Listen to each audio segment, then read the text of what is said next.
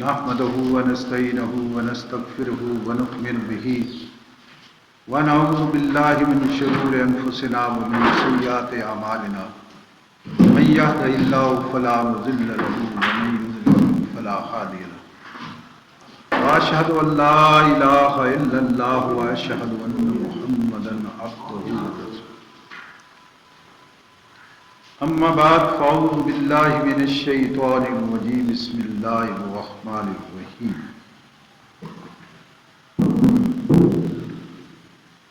إنهم كانوا إذا قيل لهم لا إله إلا الله يستكبرون ويقولون إنا لتاركو آلهتنا لشاعر مجنون صدق الله العظيم۔ تمام تر تعریفیں اس رب کائنات کے لیے ہیں جس کے قبضے کے اندر میری اور آپ کی جان ہے،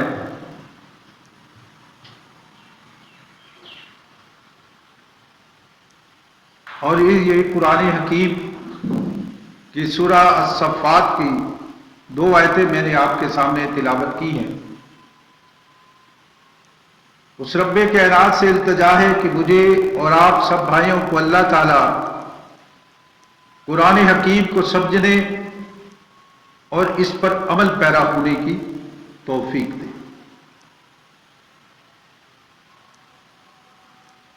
اس کے اندر اللہ تعالیٰ نے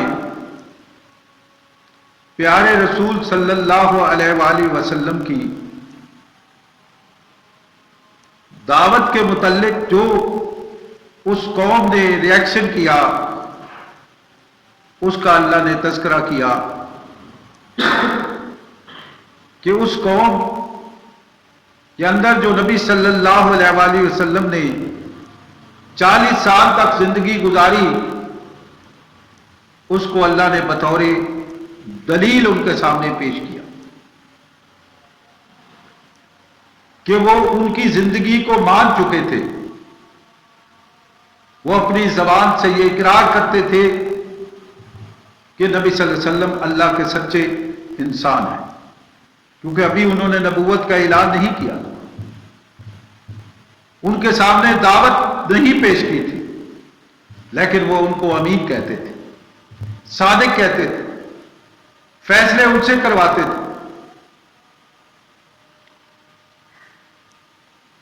امامتے کے لیے انتخابات جب ہوتا تھا تو پیارے رسول صلی اللہ علیہ وسلم کا نام تجویز ہوتا،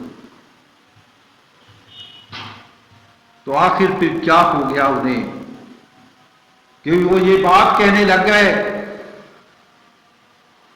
تو اسی مسئلے کو سمجھنا ہے کہ نبی صلی اللہ علیہ وسلم کی دعوت کی مخالفت کیوں اٹھی، کیا وجہ تھی، کس چیز نے انہیں اس چیز پر گامزن نہ ہونے دیا۔ اس غلط فہمی کو آج بھی دور کرنے کی ضرورت ہے جو ان کے اندر تھی۔ آج لوگوں کا کچھ نظریہ ہے کہ وہ مشرکین مکہ تو اللہ کو مانتے ہی نہیں تھے، وہ دہریہ نہیں تھے، وہ اللہ کو مانتے تھے، اور قرآن اس کی شہادت دے رہا ہے۔ تو اللہ تعالیٰ یہاں سورہ الصفات کے اندر فرماتے انہم کانوا، یہ وہ لوگ تھے، اذا قیل لہم، جب ان کو کہا جاتا تھا، ان کے سامنے تذکرہ کیا جاتا تھا کہ لا الہ الا اللہ، کہ اللہ کے علاوہ کوئی الہ نہیں، کوئی مشکل کشا نہیں، کوئی داتا نہیں، کوئی دستگیر نہیں، کوئی فریاد رس نہیں، کوئی بگڑی بنانے والا نہیں، کوئی بیٹے دینے والا نہیں، کوئی بیٹیاں دینے والا نہیں، تو یستکبرون، تو یہ گھمنڈ میں آ جاتے تھے، غصہ کرنے لگ جاتے تھے کہ یہ کیا بات ہوئی کہ ہم جن کو اپنا مشکل کشا بناتے ہیں، جن کی ہم عزت اور تکریم کرتے ہیں، جن کے سامنے ہم جھک جاتے ہیں، ہم ان کے سامنے جھکے بھی رہا۔ وَيَقُولُونَ أَإِنَّا لَتَارِكُو، اور وہ کہنے لگے کہ کیا ہم رکنے والے ہیں آلیہتنا، اپنے الہوں سے، اپنے مشکل کشا بنانے سے، इनको हाजत रवा ठहराने से रुकने वाले हैं। ले शायर मजनून, अला याद बिल्लाह, शायर मजनून की वजह से जिसको वो अमीन और सादिक कह रहे थे, जिनकी पैदाइश पर खुशियां मनाई, गुलाम आजाद किए, गुलामों को आजाद किया, ऊंटों की कुर्बानी की। और जब प्यारे रसूल सल्लल्लाहु अलैहि वसल्लम ने कोहे सफा पर चढ़कर ये सदा लगाई कि या अय्युहन्नास, है लोगों, कूलू ला इलाहा इल्लल्लाह, कि तुम इकरार कर लो कि अल्लाह के अलावा तुम्हारा कोई ना।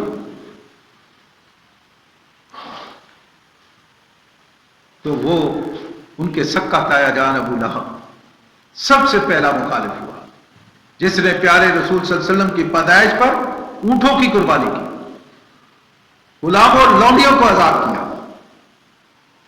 वजह क्या बनी? क्यों ना उनके जहन में यह बात टिकी? असल बात यह है कि वो ये चाहते थे कि अल्लाह भी मुश्किल कुशा है, अल्लाह भी दाता है, लेकिन ये भी करने भरने वाले हैं, ये भी कुछ कर सकते हैं। और जब उनसे पूछा जाता था कि ये तुम क्यों करते हो, ये इनकी इबादत क्यों करते हो, तो ये कुरान इसकी शहादत देता है कि वो कहते थे मा नाबुदूहुम, हम इनकी इबादत हरगिज नहीं करते, इल्ला मगर ले यकर्रबूना इलल्लाहि ज़ुल्फा, इसलिए करते हैं कि ये इसलिए इनकी ताजीम करते हैं, इसलिए इनके आगे झुकते हैं, इसलिए इनके नाम की नजरों नियाज देते हैं कि ये हमें अल्लाह के करीब कर देते हैं। और आज क्या होगा? यह है उस वक्त की कहानी जो कुरान उनका तज़किरा करता है, जिनको हम मुशक्कीन मक्का कहते हैं, जिनको काफिर और मुशरिक कहते हैं, जिन्हें जहन्नमी कहते हैं। आज है कलमा पढ़ने वाला, आज है ला इलाहा इल्लल्लाह का इकरार करने वाला। उन्होंने तो ला इलाहा इल्लल्लाह को इसलिए न माना कि वो समझते थे कि ला इलाहा इल्लल्लाह के इकरार के बाद हमें इनकी पूजा छोड़नी पड़ेगी, हमें इन्हें लात और मनात और उज़्ज़ा को पुकारना छोड़ना पड़ेगा। लेकिन आज ये कलमा पढ़ने वाला ये अपने गिरेबान में झांके कि हम क्या कर रहे हैं, आज इस मुआशरा के अंदर क्या हो रहा है। इस मुआशरे के अंदर अगर रास्ते से बिल्ली रास्ता काट जाए तो यह कहता है मेरा काम ही नहीं होगा।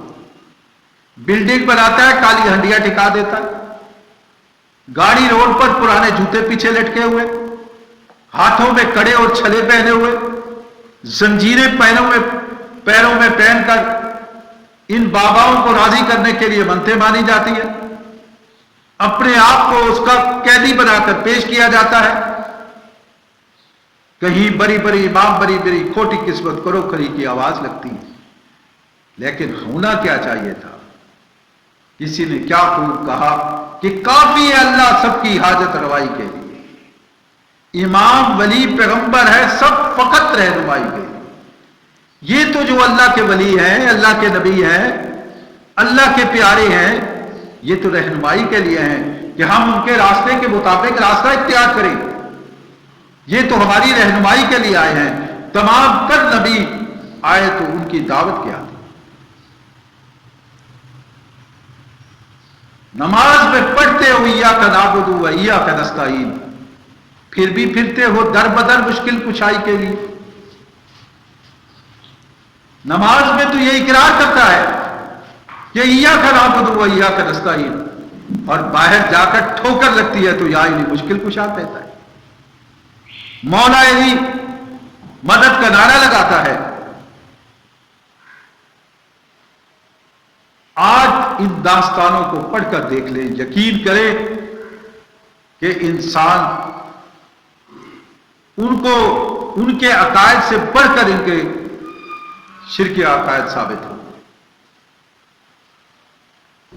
आज हमने ये सोचा है कि हमने कलमा पढ़ लिया है, हम मुसलमान हैं, ला इलाहा इल्लल्लाह के इकरारी है, इसलिए हमारी जान छूट जाएगी। لیکن کبھی ہم نے اللہ کے قرآن پر غور بھی کیا؟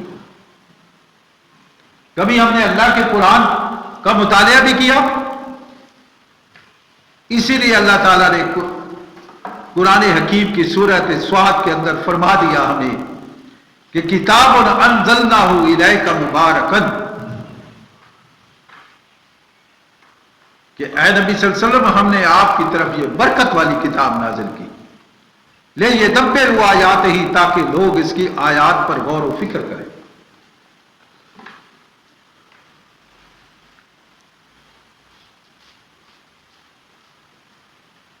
تو غور و فکر کے لیے یہ کتاب نازل ہوئی۔ وَلَا يَتَذَكَّرُ الْأُولُو الْأَلْبَابُ، اور عقل والے اس سے نصیحت لیں۔ یہ تو نصیحت کی کتاب ہے، اور نصیحت عمل کے لیے ہوتی ہے، انسٹرکشن کسی کام کو کرنے کے لیے کی جاتی ہے، نہ کہ غلاف میں لپیٹ کر۔ اگر کوئی ایس او پیز ہے، کوئی فیکٹری ہے، اس کے اندر وہ ایس او پیز بناتے ہیں، سیف آپریشن مینول بناتے ہیں، اور وہ کہتے ہیں اس کے مطابق آپ نے اس مینول کے مطابق کام کرنا ہے۔ یہ جو ہم نے آپ کو پروسیجر دے دیا ہے، اس پروسیجر کے مطابق آپ نے ورک کروانا ہے۔ اگر اس پروسیجر کو پر عمل نہ کیا جائے، اس کو پڑھ کر اس کے مطابق کام نہ کروایا جائے، اور اس پروسیجر کو اس مشین کے گلے میں لٹکا دیا جائے، کام ہو جائے گا؟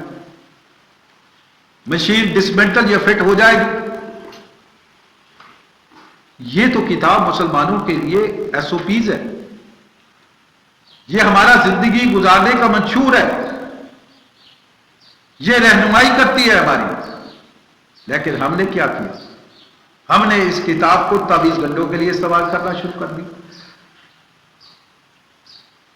پہلے تو لکھتے تھے، اب وہ پرنٹ کرا لیتے ہیں تاکہ لکھنا بھی نہ پڑے، یا غلاف میں لپیٹ کر رکھ دیا، بہترین قسم کا غلاف کسی نے لے لیا، قرآن حکیم پر چڑھا لیا، اس کی ڈیوٹی پوری ہو، اس کا قرآن پر ایمان ہو گیا۔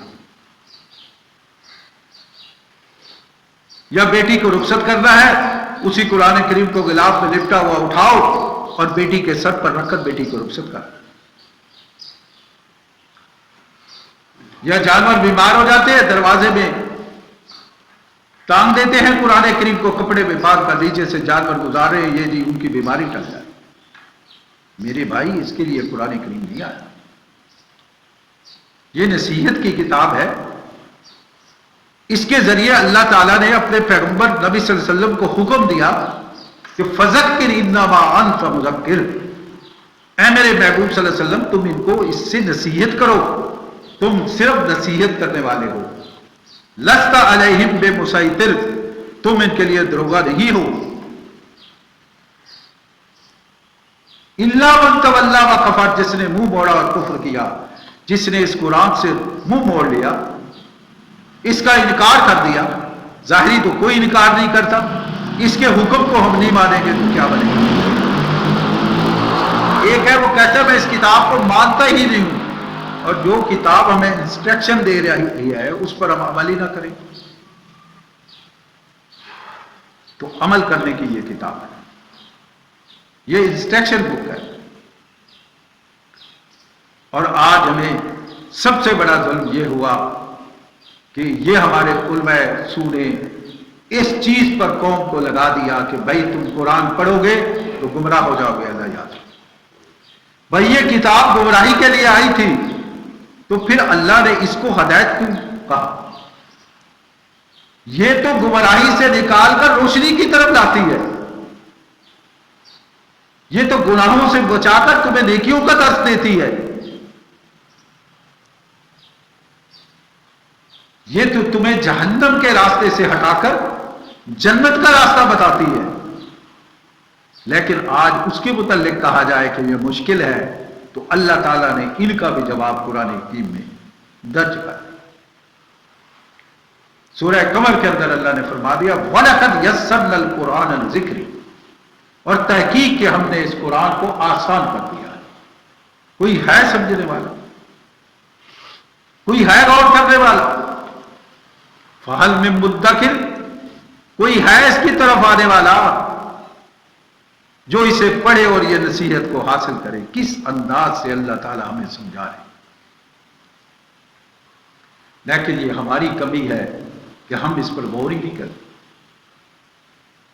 اگر ہم اپنے گریبانوں میں جھانکیں کہ ہم نے کیا اس کا حق ادا کر دیا ہے، اس کو اپنی زندگی میں ایک بار بھی مکمل سوچ و بچار کر کے اس قرآن حکیم کا مطالعہ کیا ہے، اللہ قیامت کے دن ہم سے پوچھے کہ تمہیں جوانی دی، تم نے زندگی گزاری، تجھے علم دیا، تجھے عقل دیا، تجھے شعور دیا، تو نے میری کتاب کتنی پڑھی؟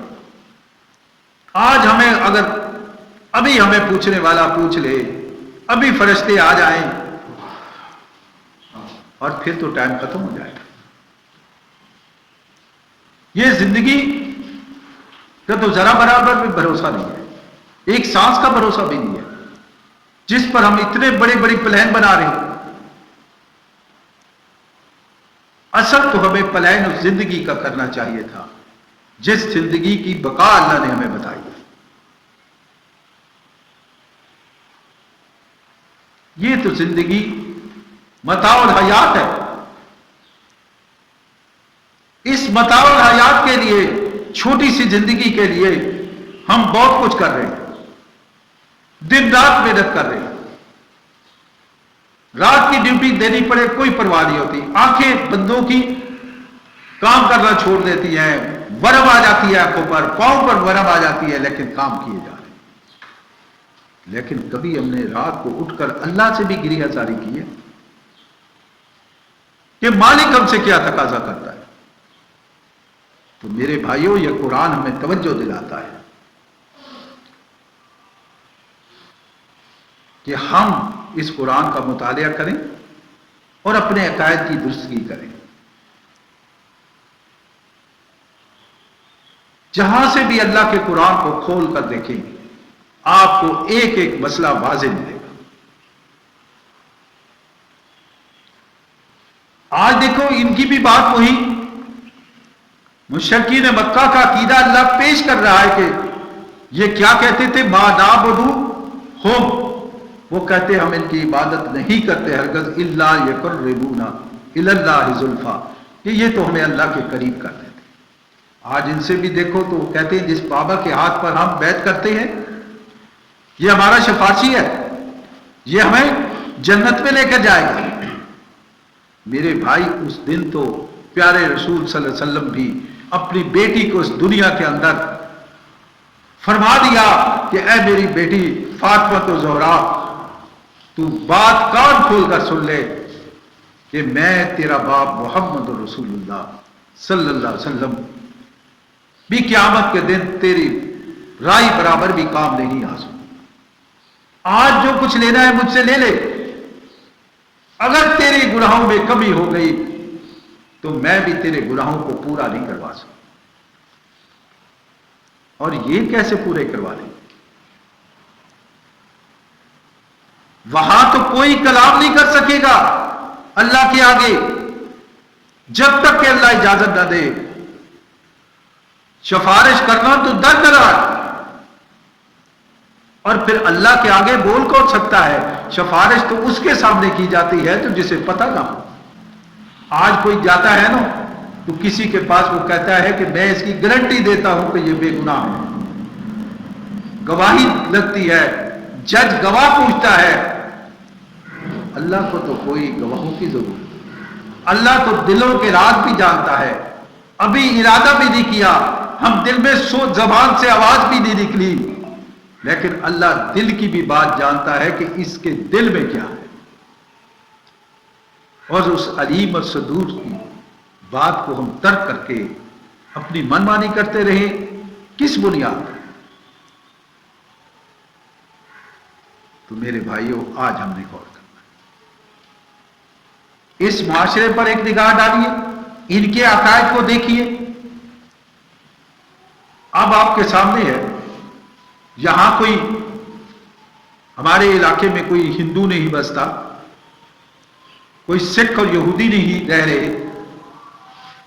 یہ درگاہوں پر جو جھکا جا رہا ہے، کون جا رہے ہیں؟ یہ لا الہ الا اللہ پڑھنے والے جا رہے ہیں، یہ مزاروں پر چادریں چڑھانے والے، دیگیں پکانے والے، غیر اللہ کی نظر و نیاز دینے والے،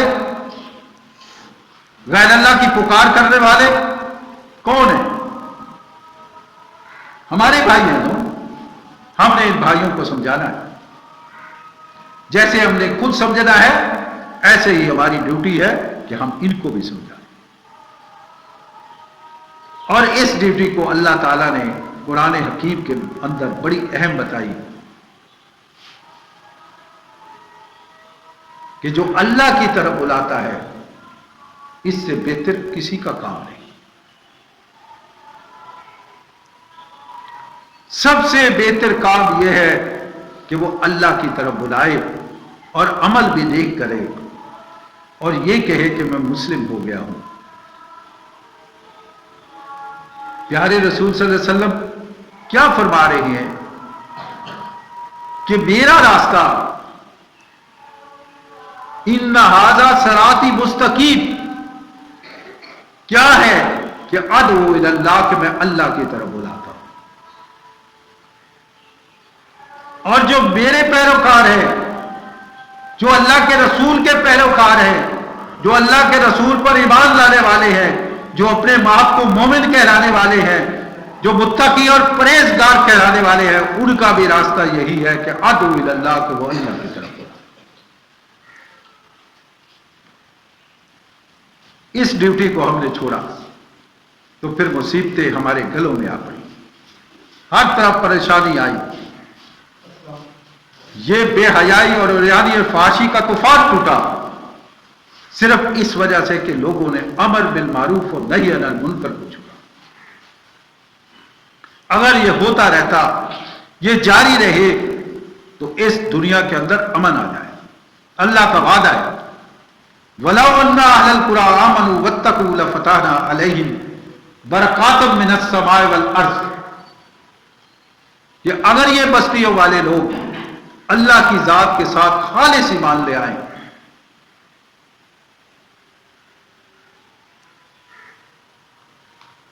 تو ہم ان پر زمین اور آسمان سے رحمتوں کی ڈونگے کو، آج جو رحمت نہیں آ رہی،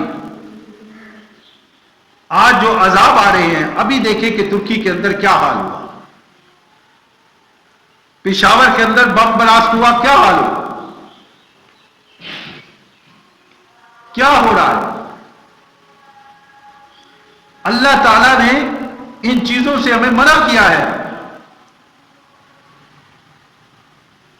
کوئی اسلامی کلچر کے اندر ایک بات بھی ثابت نہیں ہوتی کہ کوئی انسان اپنی جان کے ساتھ بم باندھ کر اپنے آپ کو بھی اڑائے اور دوسروں کو بھی اڑائے۔ جہاد فی سبیل اللہ، قتال فی سبیل اللہ کے اندر بھی یہی ہے کہ جو حد سے تجاوز کرے گا، اگر وہ قتال کے اندر بھی توبہ کر لیتا ہے، رک جاتا ہے، تو اس شخص کو بالکل نہیں مارا۔ جب کوئی چڑھائی کرنے لگتا ہے، اسلام کے اندر رکاوٹ پیدا کرنے لگتا ہے، اسلامی نظام کی مخالفت کرتا ہے، تو وہ ہے، یہ نہیں ہے کہ ہم چاہیں بس کسی اڈے پر بم براز کر دیا، کبھی کسی جگہ کر دیا، معصوم لوگوں کے، یہ تو قاتل ہے۔ تو اللہ تعالی ہمیں ان سے پناہ، اللہ امن دے، ہمیں اللہ اپنے امن کے اندر رکھے۔ یہ بات بہت اہم ہے۔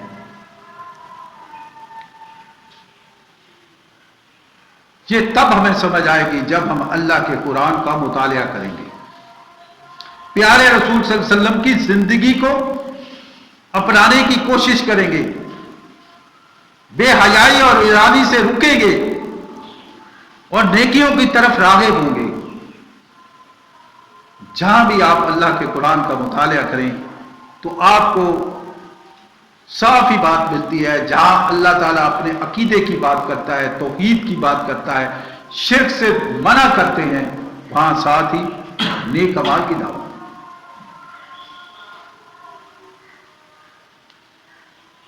سورہ انعام کی آیت نمبر 151 کے اندر اللہ تعالیٰ نے فرمایا، دیکھیں جہاں بھی کل کہہ کر بتایا جا رہا ہے تو مسلمانوں کے لیے کوئی نہ کوئی انسٹرکشن آ رہی ہے، پیارے رسول صلی اللہ علیہ وسلم کو آرڈر مل رہا ہے کہ آپ ان کو انسٹرکشن دیں، انہیں بتائیں تو اللہ کہتا ہے کل اے میرے محبوب صلی اللہ علیہ وسلم آپ ان کو فرما دیجیے تعالو کہ آؤ میرے پاس اتلو میں تمہیں تلاوت کر کے بتاؤں تمہیں یہ بتاؤں کہ ما حرم ربکم علیکم کہ تمہارے رب نے تمہارے لیے کس کس چیز کو منع کیا تمہیں کس چیز سے روکا تم پر کیا چیز حرام کی حرمت کا معنی ہے اس سے رک جانا ہمیں کھانے سے منع کیا ہے حرام چیز کو کہ وہ ہم پر حرام ہے ہم نہیں کھائیں گے اس سے رکیں گے بے حیائی سے رکنا ہے اگر بے حیائی میں جائیں گے تو وہ حرام ہے شراب حرام ہے اگر کھائیں گے تو وہ اس سے رکنا ہے سودی کاروبار حرام ہے رکنا ہے تو اللہ سب سے پہلی بات جو اولاً انسٹرکشن پیارے رسول صلی اللہ علیہ وسلم کے ذریعے سے دے رہی ہے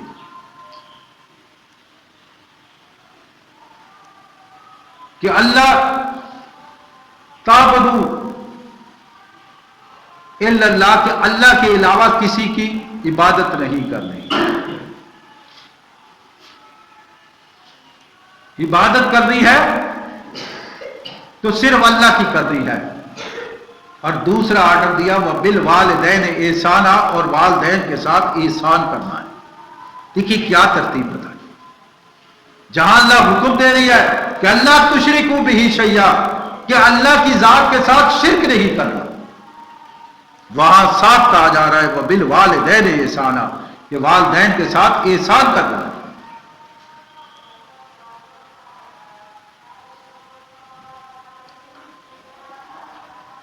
وَلَا تَقْتُلُوا أَوْلَادَكُم مِّنْ إِمْلَاقٍ اور تیسرا آرڈر یہ دیا جا رہا ہے کہ اولاد کو بھوک اور افلاس کی وجہ سے قتل نہیں کرنا آج یہ بھی بڑا مسئلہ ہے لوگ بڑی اس پر اپنی توجیہ پیش کرنے لگ جاتے ہیں اللہ نے صاف بتا دیا اور اس کے اندر بڑی اہم بات بھی بتا دی کیوں نہیں قتل کرنا کیونکہ اللہ کہتا ہے کہ میں ان کو بھی رزق دیتا ہوں آپ کو بھی رزق دینے والا میں ہوں اور جو تمہاری اولاد آئے گی ان کا رازق بھی میں ہوں اس لیے ان کو قتل نہیں کرنا اور آج کیا ہے منصوبہ بندی کے محکمے بنائے جاتے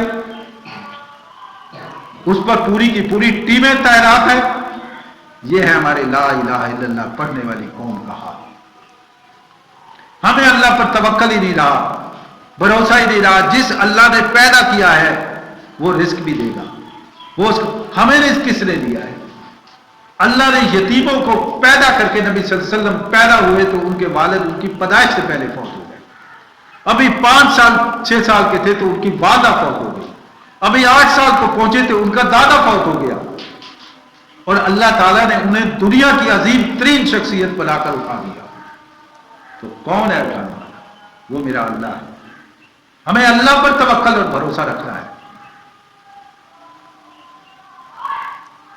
بلکہ اللہ کے رسول نے تو فرمایا آپ ان چیزوں کو سے منع فرمایا کہ اس میں کبھی یہ کوشش نہیں جس جان نے آنا ہے وہ آ کر رہے گی اللہ چاہے گا تو بیٹا دے گا چاہے گا تو بیٹی دے گا چاہے گا تو ملاج اڑا کر دے گا چاہے گا تو کچھ بھی نہیں دے گا کئی ایسے ہیں کہ جو بانچ ہیں پوری زندگی علاج کراتے ہیں خود ڈاکٹر ہوتے ہیں بیویاں ڈاکٹر ہوتی ہیں لیکن اولاد نہیں ہوتی لوگوں کا علاج کرتے ہیں لیکن اللہ نے نہیں لکھا تو اولاد پیدا نہیں ہو سکتی اللہ نہ دے تو شفا بھی نہیں مل سکتی وہی پیناڈال کی گولی ایک آدمی کھاتا ہے اسے شفا مل جاتی ہے دوسرا کھاتا ہے اس کا سر درد نہیں رکتا تو مقصد یہ ہے کہ جب اللہ چاہے گا تو شفا ملے گی اب دیکھیں بڑے بڑے ہاسپٹلوں کے اندر یہ لکھا ہوا آپ کو ملے گا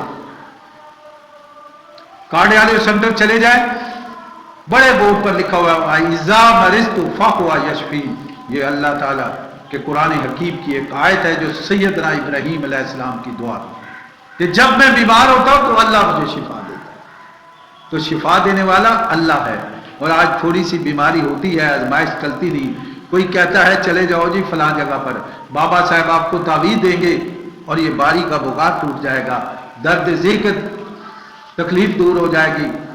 بس انہوں نے اپنے کاروبار کو چمکانے کے لیے. اور پیارے رسول صلی اللہ علیہ وسلم نے تو فرما دیا اس کے متعلق کہ من تعلق تمیمۃ فقط اشرک، جس نے تعویذ لٹکایا اس نے اللہ کی ذات کے ساتھ شرک کیا. ہمارے پیارے رسول صلی اللہ علیہ وسلم کہیں یہ شرک ہے، اور آج قوم اس کو عام کرے. بلکہ یہ ہے کہ اب تو وہ لکھنا بھی گوارا نہیں کرتے، پرنٹ کرا کر رکھے ہوئے ہیں تعویذ. جسے لکھنا نہیں آتا اب وہ مشکل کشا بن بیٹھے، وہ حاجت روا ہیں قوم کے. اب کوئی باتیں چھپی نہیں. اس معاشرے میں جو بدشگونی ہے، جو ضعیف العقیدے ہے، اب دیکھیں نظر بد کا عقیدہ کہ بلڈنگ بنائی اس کے اوپر کالی ہنڈیاں رکھ دی، گاڑی لی آپ پرانا جوتا لٹکا دیا. پوچھا گیا تو کیوں لٹکا ہے؟ یہ جی اس لیے لٹکا ہے کہ یہ ہماری گاڑی کی حفاظت کرتا ہے، نظر سے بچاتا ہے. میرے بھائی یہ نظر مخلوق ہے، اللہ کی بنائی ہوئی ایک نعمت ہے، اور اس کے اندر کوئی اختیار نہیں کہ کسی کو بیمار کر دے یا کسی کو شفا دے. اللہ تعالیٰ فرماتے ما اصاب من مصیبت الا باذن اللہ، کوئی مصیبت تمہیں آ نہیں سکتی جب تک اللہ نہ چاہے. تو یہ نظر بد اگر لگتی ہوتی تو اتنے بڑے بڑے بد نظریں اکٹھے کر کے بارڈر پر ہی بٹھا دیتے. کیا ضرورت تھی اتنی فوج کا، جو ہمارا 60-70% بجٹ بھی خرچ ہو جاتا ہے، تو چند لوگوں کو بٹھاتے اور انڈیا کا حال سیدھا کر دیتے. نہیں میرے بھائی، یہ نظر کے اندر کوئی طاقت نہیں کہ کسی کو بیمار کر دے. یہ ہمیں بس اس چکر میں ڈالا ہے شیطان. ہم نے ان چیزوں کو سمجھنا ہے میرے بھائی، اور خود بھی سمجھنا ہے، لوگوں کو بھی سمجھانا ہے، کہ تاکہ یہ بات ہمیں اچھی طرح باور ہو جائے. تو اللہ تعالی ہم سب کو یہ شعور دے دے کہ تاکہ ہم آخرت کی تیاری کر لیں. اور یہ کتاب اسی مقصد کے لیے آئی ہے کہ ہم اس کا مطالعہ کریں اور مطالعہ کر کے شعور لیں. وما علینا الا البلاغ المبین.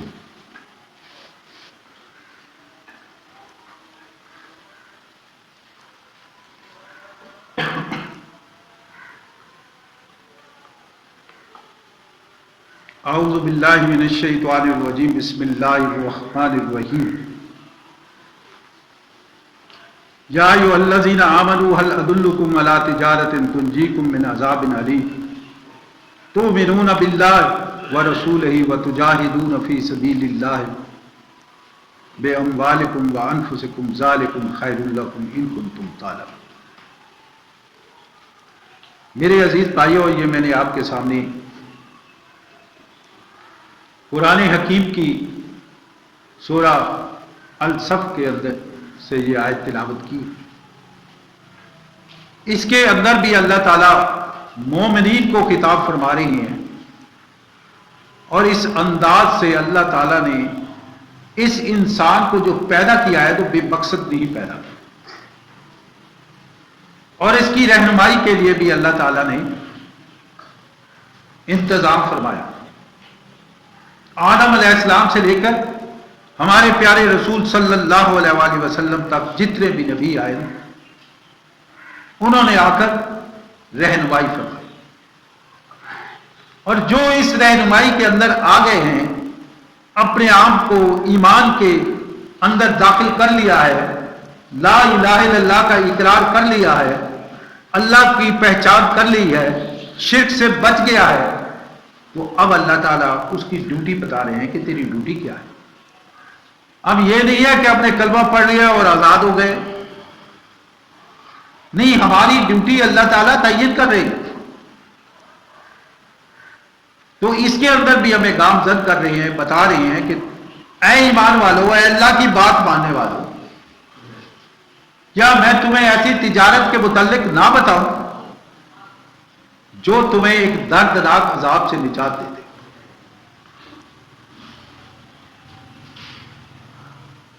وہ تجارت کیا ہے؟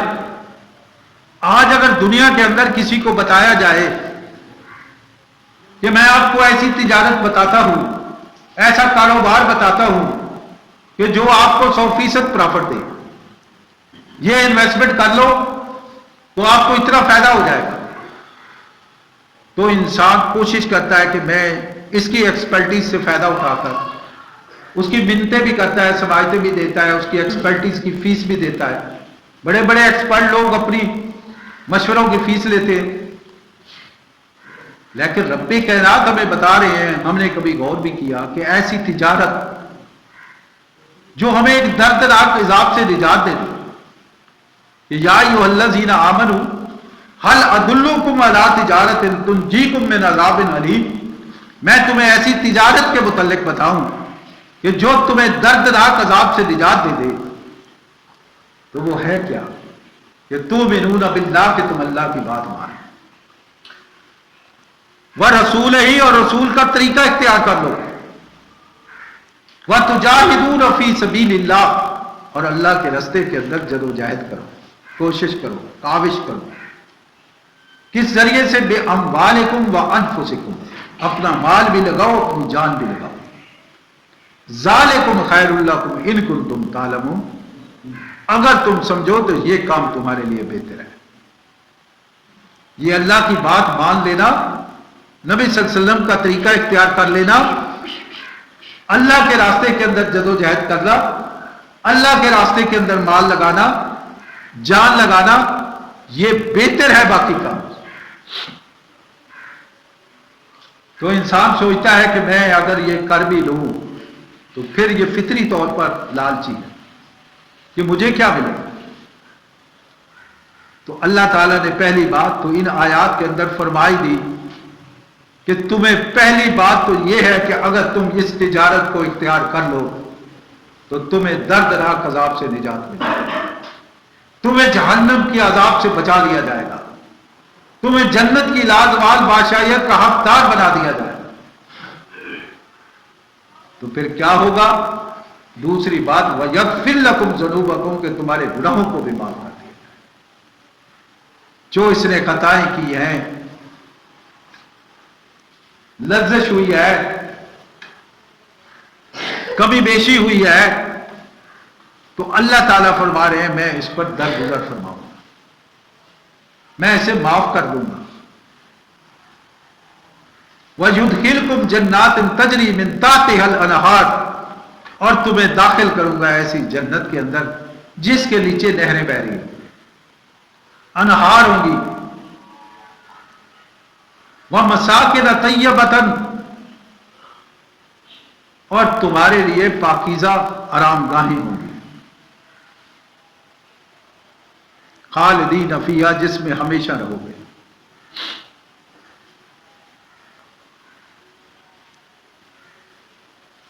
ذالک الفوز العظیم، یہ ہے اصل بڑی کامیابی کہ انسان کے گناہ معاف ہو جائیں،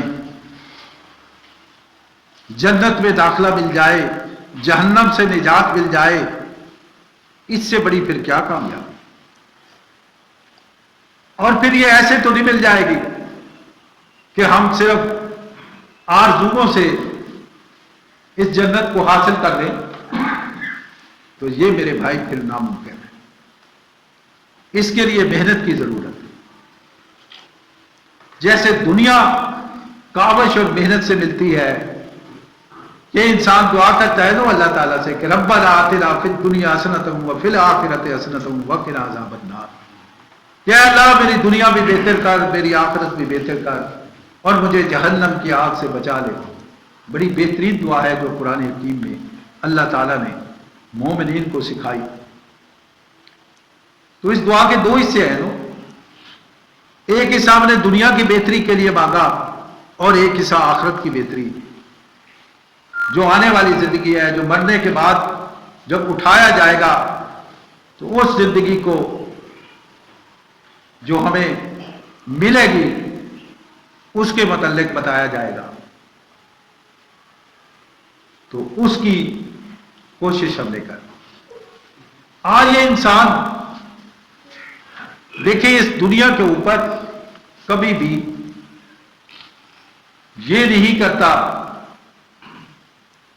کہ دعا پر اکتفا کرے اور صبح اٹھے اور نماز پڑھ کر پھر سو جائے.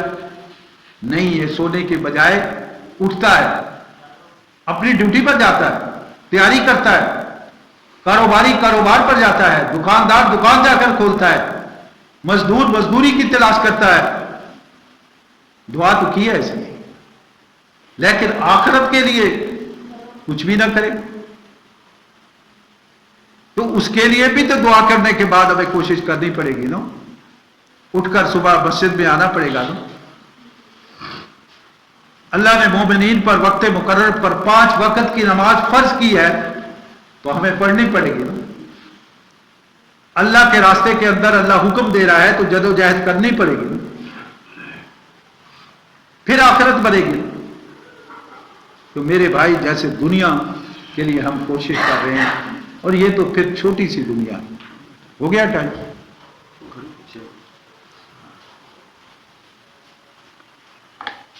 ربنا آتنا فی الدنیا حسنۃ وفی الآخرۃ حسنۃ وقنا عذاب النار. ربنا لا تزغ قلوبنا بعد إذ هديتنا وهب لنا من لدنك رحمة إنك أنت الوهاب. صفحے درست کریں.